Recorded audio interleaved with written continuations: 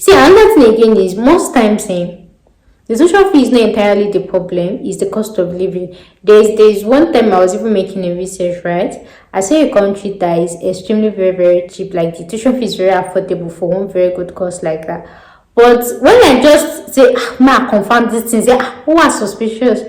The city that this school is located in, oh God, you'll be like, it's going to be better if you charge me a higher tuition fee. So sometimes countries like that, when they say there's no tuition fee or your tuition fee is low, just know that something is gonna be suspicious. So it's either the tuition fee is high and the cost of living is high, or your tuition fee is low and then the cost of living is low. And now, because most of these countries, they know and they understand that immigrants, there's a way they can do abracadabra. The bank statement will just come out. Most countries now, they will actually now require you to actually deposit that money into an account in their country. Maybe they see the money like this, and then when you come, before you start. And the thing is, most of these YouTubers, they know what you want to hear. They know how to whine people, they know what to say. So they'll just keep giving you the content you want to see. All the impossible things. They'll just sometimes I'm saying, but this thing's not possible now. But then that's what you want to see. That's what you want to hear. So you guys know, on my own channel, I am being realistic. I'm just going to tell you the reality of it, and that's what I've come to tell you. So if you don't have money, hey guys, welcome back again to another video that you guys are expecting or thinking about. So this video is going to be a quick one. So in today's video, I'm going to be talking about countries you can actually study for free in the particular year, depending on when you're watching this video, right? Countries you can actually study for 100% free. So I'm going to be listing out the countries for you. Make sure you take your pen, your paper, your this, and this one is for international students, right? It's for international students. So in no particular order, the first on my list is, so the next on my list is, why do you actually think one country will actually come and allow you to actually study for free? The thing is, in the past, right, there have been a lot of countries that used to allow international students to come and study for free in their countries, right? But because there is now influx of immigrants into their countries, majority of those countries, right, they've actually changed their rules, added tuition fee or anything like that, right? So in so many instances, even if you see free tuition, as I'm making this video, there's no country that actually gives you free tuition. Even if you see any country that gives you free tuition, admission will be highly competitive, and then you have to pay maybe an administrative fee, and aside that, the cost of living, you go waiting. So instead of focusing on countries that will actually allow you to study for free, your own country, they never allow you to study for free, but then you're looking for another country that come allow you to study for free. As per you be waiting, as per your words, right? Even in most of these countries say their citizens they don't even study for free. Most of these countries, right, they just have, like, for example, if international student is paying 16,000, then they can pay maybe half of it or quarter of it, something like that. You are they're coming from this thing now to come study in another man's country for free. Are you all Jonesy? So it's just me saying that this year and beyond, you just have to strategize, right? Because, for example, Norway before, you guys know they used to do free tuition, but then the block accounts thing we took, right? But even now, Norway now charge tuition fee. Finland, that they actually used to do free tuition. There's this very popular vocational school, right? They used to be like, oh, come and do vocational this thing, right? Before this year, I think like past 2 years ago, 3 years ago, right? People were finding it difficult to get admission. It was highly competitive, and that's because so many people got to know about it. And that's when I stay people that, and see, you went to this internet, right? That's what's a cast paying. And as I told you, I'm making this video, there's speculations that the last set that's the last set that is not going to pay tuition, because that particular vocational school in Finland, they don't actually charge for tuition fee. But it's after this last admission distance from next year or something, right? They will start charging tuition fee. So if you are not lucky that they pick you, start packing your money together, like that. So, and then another thing I'm going to tell you is, instead of looking for low tuition fee universities, you can actually look for scholarships, right? That will actually cover. So you look for, I say, instead of looking for zero tuition countries, zero tuition free, instead of looking for zero tuition countries for international students, I feel like you should actually search for low tuition fee, and then probably countries with scholarship. There are a lot of countries that do scholarship. I'm going to make a separate video on that, and I have a video, I have a playlist titled scholarship. You see the video there. So instead of that, search for countries that actually gives you scholarship that will cater for normal academic tuition fee and then cost of living. See, another thing again is, most times the tuition fee is not entirely the problem, it's the cost of living. There's one time I was even making a research, right? I saw a country that is extremely very, very cheap, like the tuition fee is very affordable for one very good course like that. But when I just say, I confirm this thing, say, who are suspicious? The city that this school is located in, oh God, you'll be like, it's going to be better if you charge me a higher tuition fee. So sometimes countries like that, when they say there's no tuition fee or your tuition fee is low, just know that something is gonna be suspicious. So it's either the tuition fee is high and the cost of living is high, or your tuition fee is low and then cost of living is low, right? So it's not that easy for you to get low tuition fee and then low cost of living, or zero tuition fee, zero cost of living. But I was the only one that was able to get one. There was one country, there were some countries that I came to do the package like a few months ago, right? I titled them low Japan package, Japan on a low budget, right? You see the playlist, go through it. So that's the low countries so far that I've seen that they have extremely low tuition and extremely cost of living. The other ones that I've seen, if their tuition fee is low, their cost of living is gonna. And even if you can actually work and study in this country, it cannot still cover up. Yeah. But I don't know, depend. Maybe if you decide to go and stay in a room with like 100 people, maybe 150 people, that way you can minimize money. I don't know, depending on your distance. But somebody like me, that me, I enjoy my comfort. If I'm outside, even outside the country, inside the country, I don't like to share space with anybody. Yeah. So that's why that's thing that actually even brought into my business. Like if I'm making research, at least something that is most comfortable with, and then most of you, some of you family of 5, family of, how you gonna cope? Yeah, so that's another thing to put into consideration. And so another thing again is, even if you, like I said, even if you get zero university, zero tuition fee, which I feel like is very difficult at this time of the year, I'll be of the same week, because there's a lot of people migrating, right? Policies are changing, right? Even if you get the proof of fund that they will ask you. And now, because most of these countries, they know and they understand that immigrants, there's a way they can do abracadabra. The bank statement will just come out. Most countries now, they will actually now require you to actually deposit that money into an account in their country. Maybe they see the money like this, and then when you come, before you start doing it. So you see, all those restrictions. So that even when I'm making this video, Germany, you can still study for free in Germany, in most public universities in Germany. The only thing you actually need is to pay the administrative fee, and it's not a lot, right? Depending on your cost, depending on your faculty, depending on your school, it's just always like 200 euros or 300 euros, something like that, right? But the problem is your proof of funds. Though there are actually other ways that you can go through it with the Germany proof of fund. There's an update like that. I don't know if I've shot the video. Maybe you watch it before this one or this thing. Regardless, I'll go through my playlist. You check. You see Germany as a playlist. Go through it.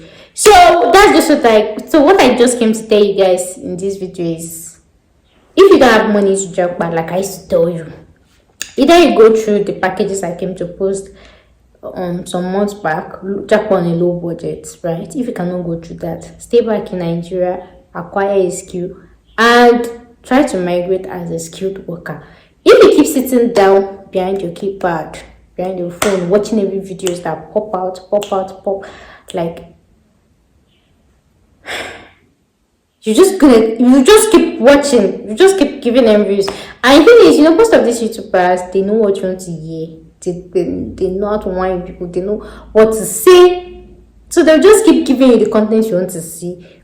All the impossible things. They'll just sometimes I'm saying, but this is not possible now. But then that's what you want to see. That's what you want to hear. So you guys know on my own channel, I am being realistic.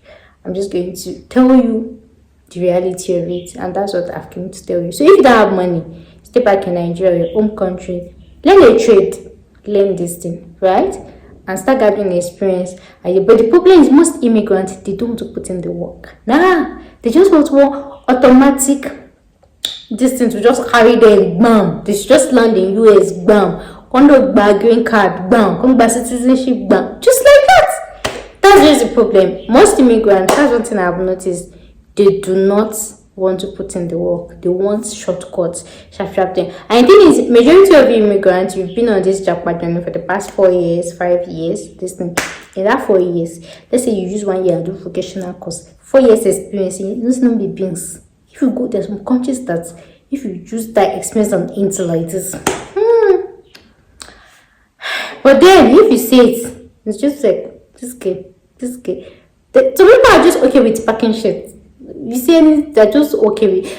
Some people are just okay with just their bare minimum thing like that. They're just okay. So regardless of whatever you say, they're just okay with it. That's just what I came here to tell you guys. Instead of just sitting on YouTube watching every video that pass, once you see free something, the countries that are free, there's no country that is free. Nothing like that.